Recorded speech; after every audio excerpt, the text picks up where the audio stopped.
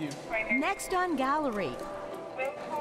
What we had left was the balcony left, row C, seats 13, 14, and 15. All right, thank you. We go behind the scenes with the Oklahoma City Ballet. But honestly, I always think our Sunday shows, they're always the best. A company on the cusp of a grand renaissance. To find out what it takes You all right? Woo, that was interesting. to build a stellar reputation, Roll your head. both inside and outside the state of Oklahoma. A lot of people don't see like what's behind the scenes. You know, you see this like pretty, you know, finished product at the end, but at the beginning, it's not always so pretty. There's like a lot of sweat and tears that go into things. You have the best seat in the house to find out what it really takes to stay on point in OKC.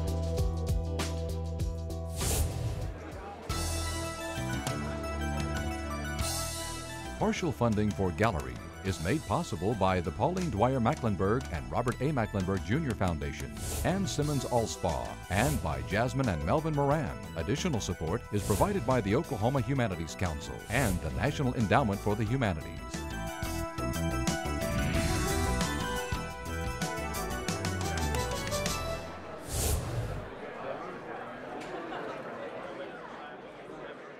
Listen up, are we all in here? Yes, I do want the helicopter on center.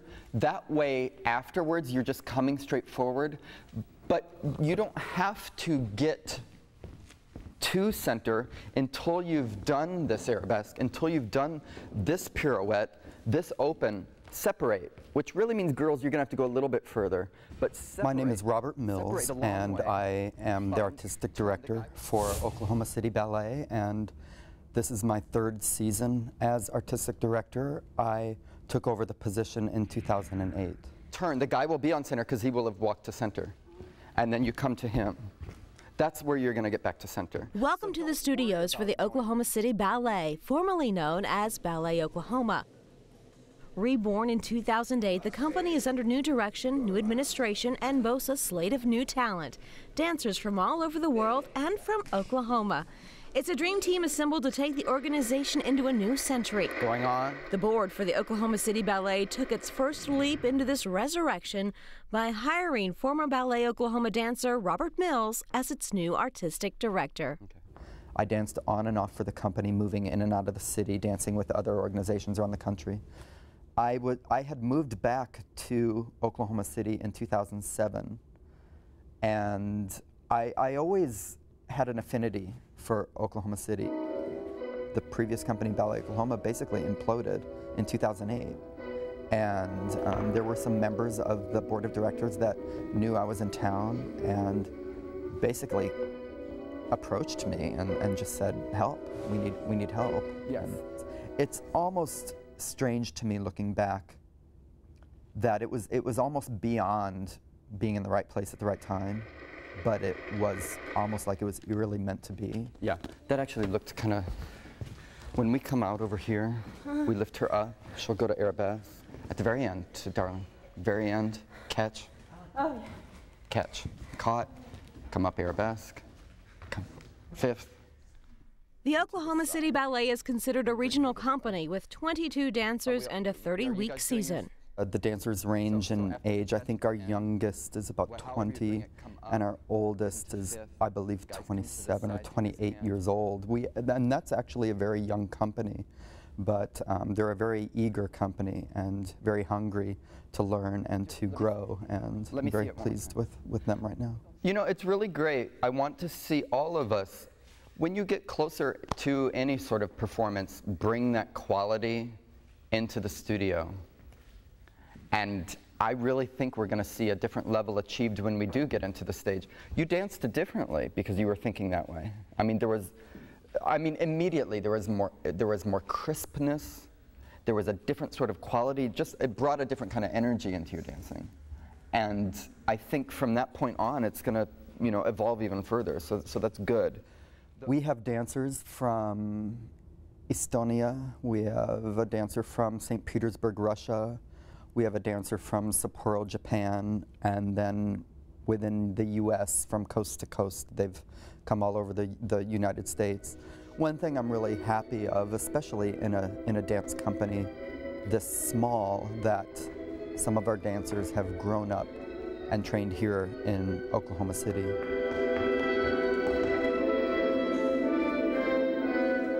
Right now I have 3 herniated discs in my neck. My partner just sprained her ankle, and I've had ankle surgery, dislocated knees, dislocated shoulder. Those are just ballet injuries. Ronnie Underwood is one of those Oklahoma dancers. Originally from California, Ronnie grew up in Tulsa, Oklahoma, and received his training from Tulsa School of Ballet, Ballet Hispanico in New York City, and American Ballet Theater. He performed as an apprentice with Tulsa Ballet Theater before joining the Texas Ballet at age 19. I probably really knew that I wanted to take more advantage of it when I was about 24. So I started when I was 7, but I also did all kinds of other sports and activities. I got into it due to my sister. She was dancing all the time. And I danced on and off till I was 14, and then I quit till I was 19. I was actually racing cars in Dallas, so I decided to take a ballet class to cue up my hand and eye coordination, because it's really good for your hand and eye coordination. And I started really wanting to be more than just a ballet dancer, but try to be one of the best in the U.S. and in the world. So I push a lot harder now.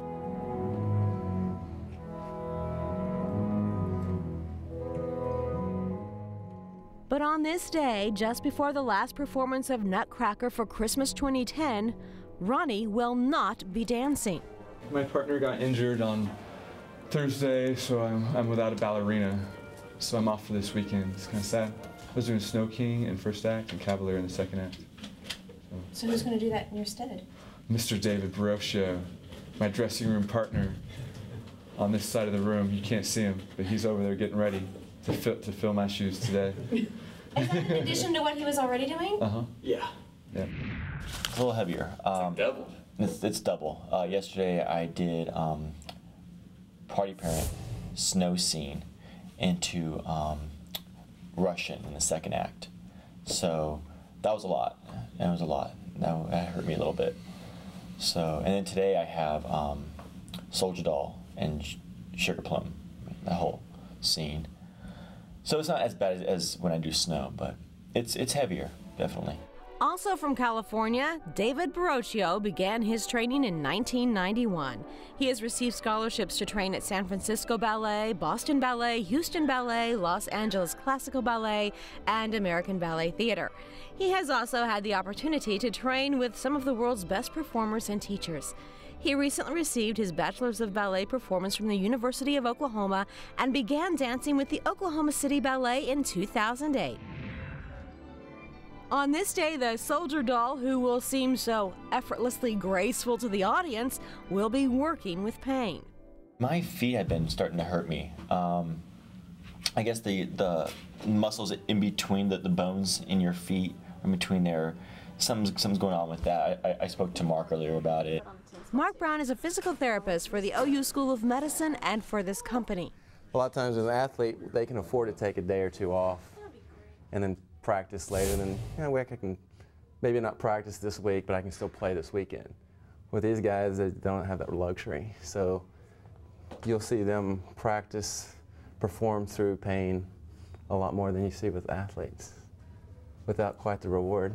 So I actually tore like a few things in my shoulder, but still have to do all the lifting, still have to do everything, make it look like it's, you know, like you're on air and it's easy and light and fluffy and. But the men aren't the only ones dancing through the pain. And I think right now we're having more like body pains. Yeah, more than normal. Definitely. There's a couple of shin splints. Yeah, in second week of Nutcracker, your body's swollen. I mean, like, pretty much. your feet are swollen in their shoes, which makes it even harder because it's harder to get your shoes on. You know, it's harder to dance when your, you know, ankles are so stiff you can't get on point. And we start compensating, you know, if and that's why one part of your leg hurts, the rest of your leg grips and it becomes so tight that thank goodness can't function. For Mark. Yes, thank goodness for Mark. Stephanie Pitts, an Oklahoma ballerina who has also trained with Ballet Austin, the Rock School in Philadelphia, Washington Ballet School, Kansas City Ballet, and the Oklahoma Summer Arts Institute, is David's partner. Audiences thrilled to the performance in this annual favorite that packed the Civic Center auditorium.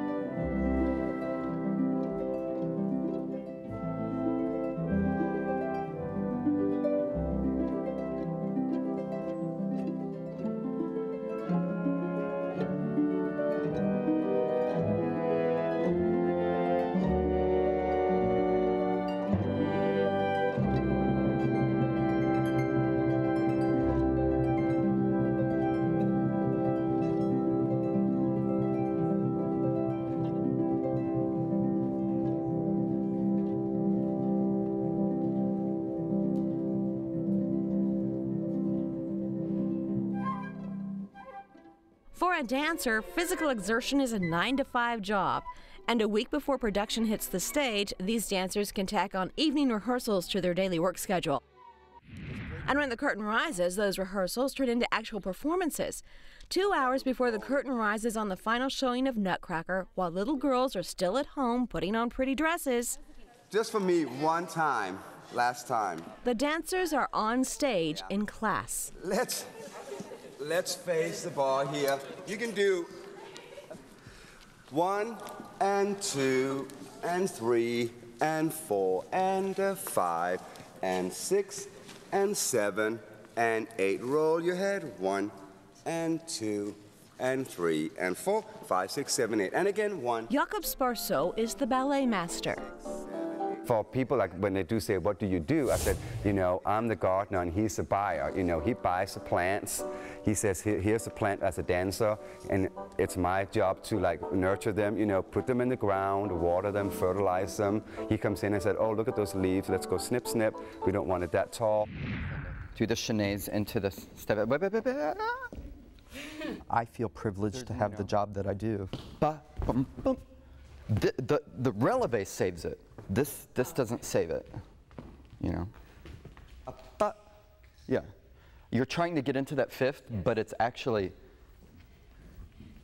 heavy, you know. Get on your shoe. You know,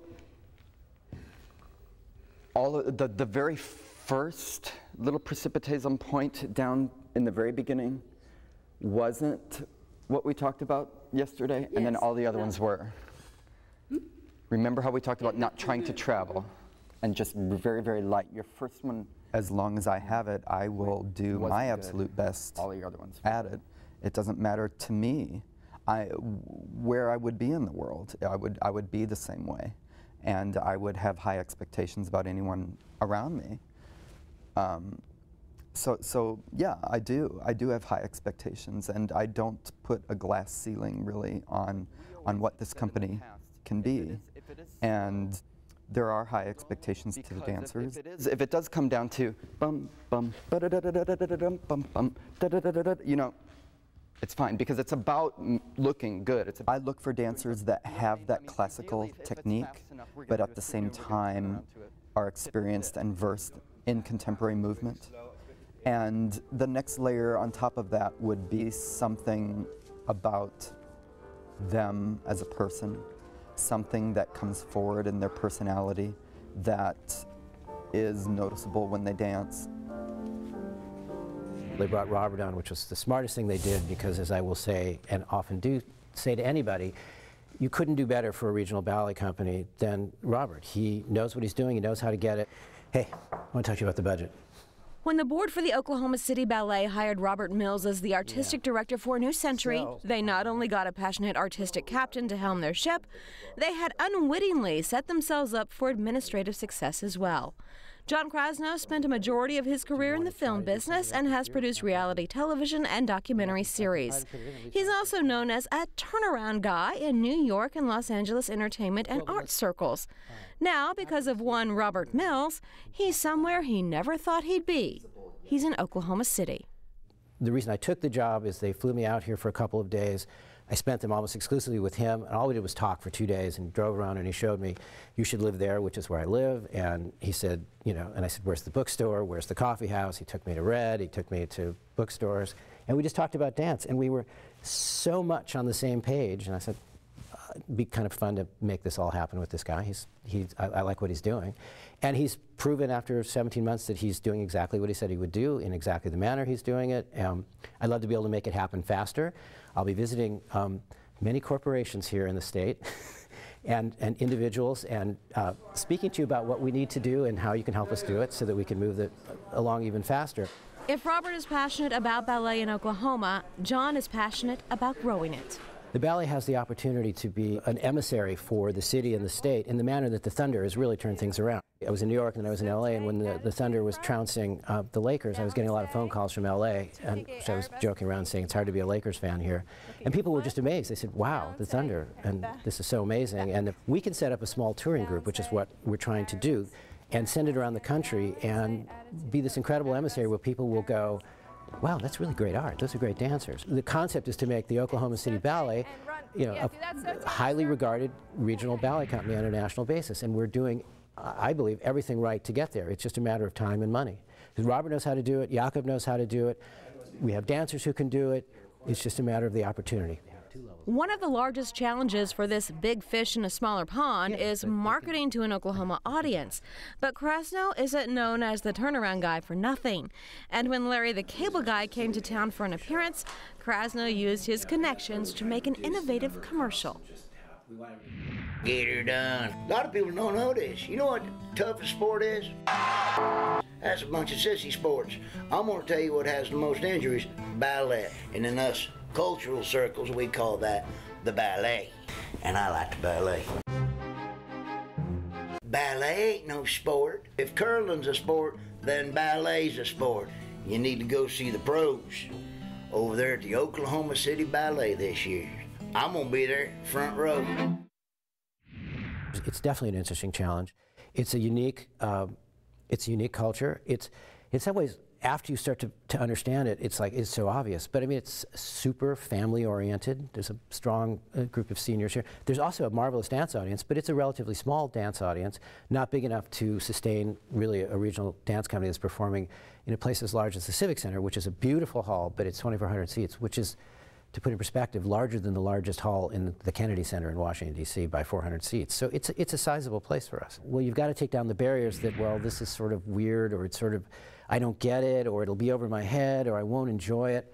So it's just getting people into the audience. So it's, first of all, making it accessible. So we, tickets from $10 up. And we will continue to do that so that it should be no more expensive, although the movies here are very inexpensive and really lovely movie theaters. It's relatively the same price as going to a movie, and a family of 4, we have special pricing for for families to come and see it and just see what it's like. And I think if they experience it, they'll understand that it's very accessible.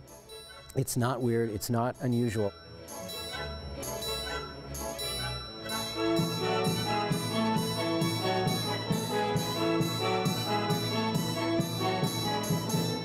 When John first got here, we both kind of had an understanding, and that understanding was, I basically think that ballet needs to not turn its back on the past, but embrace the past, yet look to the future, and look to the future in ways that are going to, like I said earlier, make it more accessible to an audience member in the 21st century. And it's not only about what you perform, but it's about the perception of the art, and it's about how the marketing looks. So it is about bringing it to a new audience, and also within the performances themselves, embracing multimedia within the performances, embracing new different types of dance techniques and melding them with ballet, and making it something I think maybe more interesting to an audience member that grew up with MTV. One way Robert is shaking up the Oklahoma City Ballet is by bringing in top-name guest choreographers to teach original works to the company. So that it doesn't stop, because we need time to go up. This year we have Jessica Lange coming in, not the actress, but there is a choreographer, Jessica Lange. She is a Juilliard graduate and also has worked internationally on companies like American Ballet Theater, Joffrey Ballet of Chicago, international companies, and she's coming here to work with our dancers. Keep going. Yeah, that's it. That's it. I like that better. Jessica's work is very modern. It uses a style of movement that is very different from classical ballet, but yet it draws from the technique and line that a classically trained dancer is versed in. 7, 8. That was pretty good.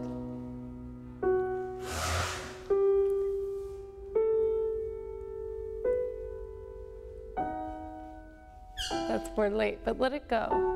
Let's see.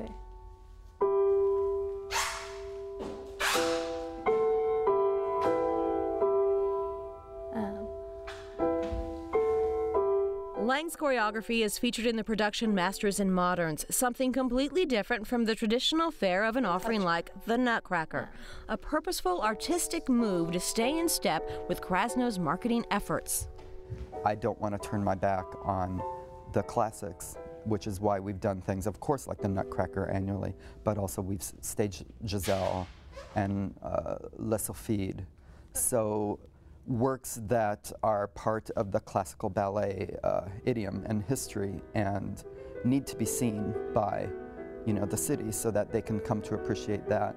The parallel is trying to do a work with the idea of getting people into the theater, knowing that they will enjoy it, knowing that they might be surprised by what they see, and then leaving the theater with a newfound interest in a new art form that maybe they'll go to see one of these other works that they, I don't really know what that story is, but I'm going to go and find out because I loved this one. 3 years after it closed and then reopened under new leadership, the Oklahoma City Ballet is finding its momentum. The 2,400-seat Civic Center Auditorium was full for certain showings of the Nutcracker, as well as the Phantom of the Opera and the Legend of Sleepy Hollow. The passion and the plan of Robert Mills and John Krasnow seem to be working. If Robert doesn't do his job, if he isn't putting on great work, it's like selling air. It's nothing. But he is putting on great work. And as he always says, every performance, every season is going to get better and better. And I have 100% confidence in that. And I'm a fairly critical person, so I don't say that lightly. He absolutely is doing that. He is achieving that. And that is why it's working. Now all they need is money. Oklahoma City Ballet is nonprofit and regional. Ticket sales rarely even pay 50% of a regional company's expenses, so the onus is on the city, really, the community that seems so fresh and original to a newcomer named Krasnow, to support the work of all the artists, from the artistic director to the dancers, not only from Oklahoma, but from around the world. Those you did not hear from, like Darli Iakovleva from Estonia, Anton Iakovleva from Russia, Miki Kawamura from Japan, Callie McCollum of Peru, Grace Mehta of Colorado, Michael Villela of Pennsylvania, Crystal Wellman of North Carolina, Jerry Pines of Maryland, Ty Love of Texas, Josh Crespo of Texas, Anna Doss of Arkansas, Kenzie Lockwood of Oklahoma City, Samantha Kropp of Oklahoma City, Audrey Johnston of Oklahoma City, Amanda Hurd of Oklahoma City, and Emily Fine of Oklahoma City. These are the dancers who give their all every day to stay on point in OKC. For more information on any of our stories, go to the gallery page on our OETA website or send us an email at gallery@oeta.tv.